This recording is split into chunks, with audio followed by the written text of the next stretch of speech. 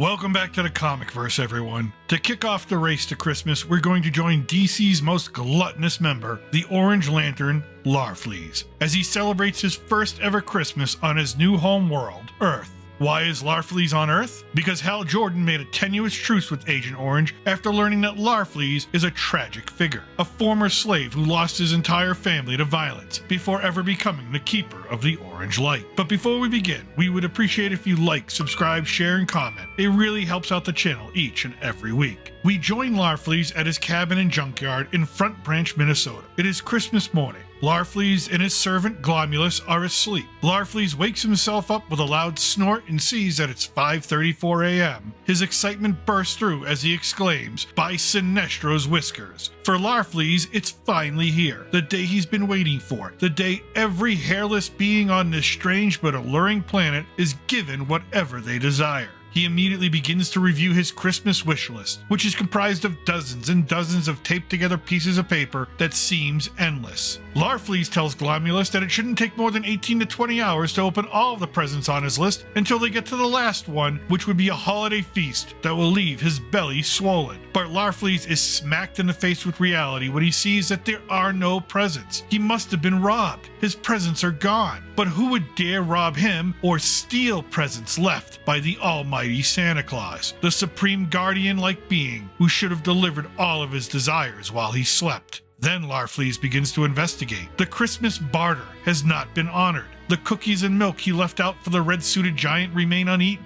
The soot in the chimney remains undisturbed. By the way, if you want to try them, here is the official recipe for LARFLEEZE Orange Lantern cookies. Maybe Santa will eat yours. But back to LARFLEEZE. He's beginning to suspect that Santa didn't come at all. But why? He put up the lights, the stockings, the strange bakery offering that LARFLEEZE was told that Santa demands. He even built his cabin specifically to house all the presents he would receive. He even installed a chimney so Santa would see the signal smoke and not get lost. For LARFLEEZE, this is totally unacceptable. The only question to ask now about Santa Claus is, where is he? His answer comes from the television, which is broadcasting the Christmas Day parade from downtown, where Santa Claus is the featured attraction. LARFLEEZE now has a destination and a target for his anger-fueled greed. And what better way to approach his nemesis than in his own orange construct in the form of a medieval sleigh with a reindeer pulling it along? For the crowd below, panic and fear sets in at the sight of LARFLEEZE screaming down upon the parade float. And as citizens flee, LARFLEEZE captures Santa Claus and tells him that he knows that he is mighty and powerful, but so is he. And then Santa's beard flies off. It's an imposter, a decoy. LARFLEEZE demands,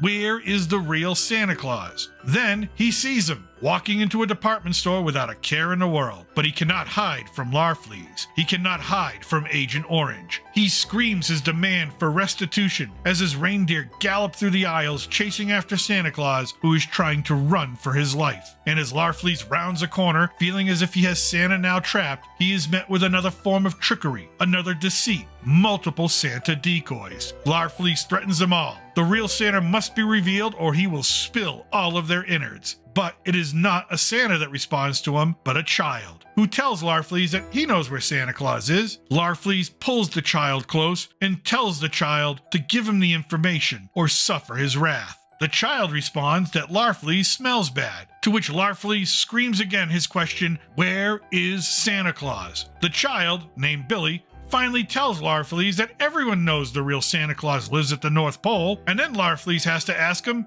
which way is that? We then cut to LARFLEEZE and Glomulus hovering above the Arctic ice sheets. They have been looking for hours and still nothing. No toy factories made of gingerbread and candy canes, no hordes of singing elves or herd of flying reindeer. LARFLEEZE bellows into the void, show yourself, Guardian. Show yourself before I turn your land into steam. With that threat, another familiar voice rings out. It is Hal Jordan, Green Lantern, and somewhat uneasy monitor of LARFLEEZE while he is on planet Earth. He tells LARFLEEZE to holster the ring and grabs him in a bear hug construct. LARFLEEZE breaks out using the construct of an orange Christmas tree, which Hal quickly counters and shreds. LARFLEEZE then asks Hal if he's willing to die to protect Santa Claus, because he will kill Hal Jordan if he stands in his way. Hal tries to reason with LARFLEEZE, telling him that he knows LARFLEEZE doesn't like to give anything away for free, especially his energy and power, which he's doing right now. LARFLEEZE then asks the Green Lantern why he's interrupting his hunt for this devious fat man. Hal tells him that he heard about how LARFLEEZE terrorized a Christmas parade, a department store full of people, and now he's threatening to melt the North Pole. And Hal can only tolerate so much, despite the truce between the two. Hal then asks, "What's your problem, LARFLEEZE?" LARFLEEZE shows him his wish list, explains to him how he followed all the rules, mostly, and got gypped. Hal tries to explain that everyone above the age of 6 knows Santa isn't real. LARFLEEZE thinks Hal is trying to hide and protect Jolly St. Nick. Besides,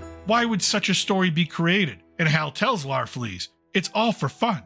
But LARFLEEZE just cannot understand. Hal tells LARFLEEZE that the day is not about Santa Claus, it's about having Christmas spirit. LARFLEEZE is still confused, but he's trying at this point, and he asks, how does one attain this Christmas spirit? To demonstrate, Hal and LARFLEEZE return to LARFLEEZE's junkyard. He tells LARFLEEZE that the pile of junk is not junk, but possible gifts to give to others. That to get the Christmas spirit, it's about giving to those who actually are in need. It's a sickening thought at first to LARFLEEZE, because it's the exact opposite of the power of the orange ring that LARFLEEZE wields. The Christmas spirit is about generosity. And furthermore, when you use that generosity to make others smile, that means you have the Christmas spirit. And right now, LARFLEEZE must have a lot of that spirit because Hal has helped him give away practically everything he owns. LARFLEEZE states he doesn't think he likes the Christmas spirit very much, and he's still in denial, thinking that Christmas is not over yet, and Santa might still come and bring him everything on his list. Hal Jordan tells him one more time, Santa is not real.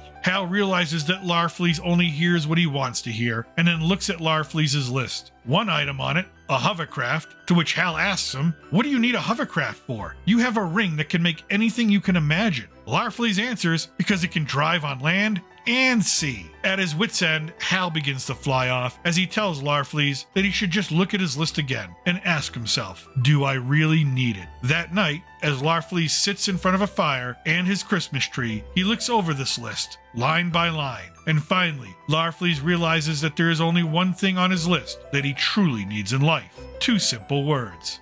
My family. LARFLEEZE then lies down, realizing that the one thing he truly needs is the only thing he will never be able to have ever again. I hope that during these upcoming holidays, all of you are with the people you need in your life that make you feel loved and happy. And I hope you enjoyed this look back at LARFLEEZE's first ever Christmas. Let me know in the comments section below how you felt. If you want more comic book fun, click on the thumbnails for my look back at the origins of the Calendar Man and the first ever appearance of Victor Zsasz. I thank you for watching. As always, I'm still your reluctant gringo from somewhere south of the border. Salud, a huevo, and Feliz Navidad.